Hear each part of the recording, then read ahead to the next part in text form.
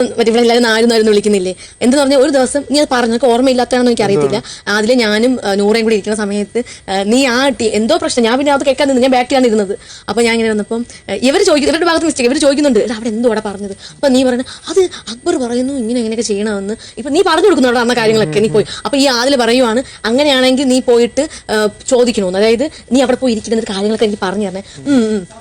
ശരി ശരി ഞാൻ നോക്കട്ടെ എന്നൊക്കെ പറഞ്ഞു. അപ്പൊ അത് കഴിഞ്ഞിട്ട് എടാ നമ്മുടെ ടീം ഗ്യാങ്ങിലാണെങ്കിൽ കൂടാൻ പറഞ്ഞു, അങ്ങനെയൊക്കെ പറഞ്ഞു. അപ്പൊ നീ അങ്ങ് പോയി. അന്ന് അതാണ് ഞാൻ കേട്ടത്. അപ്പൊ ഞാൻ ഇങ്ങനെ ആലോചിക്കുക, അപ്പൊ ഇവന് ഇങ്ങനത്തെ സ്വഭാവം ഉണ്ട്, ഇവിടുത്തെ കാര്യങ്ങൾ പറഞ്ഞു തരും. അപ്പം എന്നിട്ട് പറയുന്നത് എല്ലാ കാര്യങ്ങളും പറഞ്ഞു തരണേ എന്നൊക്കെ പറയുമ്പോൾ നോക്കട്ടെ എന്തൊക്കെ അവിടെ ഞാൻ ഡിസ്കസ് ചെയ്തിട്ട് അത് ഓക്കെ എനിക്കറിയില്ല. അതാണ് ഞാൻ ആ ഒരു റീച്ച് മാത്രമേ ഉള്ളൂ കേട്ടോ.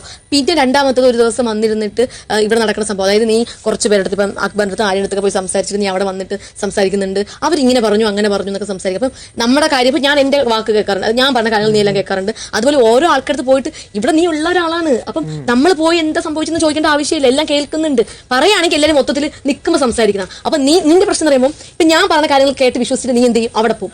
അവർ ഇല്ല നീ എന്ത് സംസാരിക്കുന്ന പറയുമ്പോൾ ഇത് ആര് പറയുന്നത് വിശ്വസിക്കണമെന്ന് അറിയത്തില്ല. നിന്റെ സംസാരം കേൾക്കുമ്പോൾ മനസ്സിലാവും ഞാൻ പറയാനാണ് സത്യമാണെന്ന്.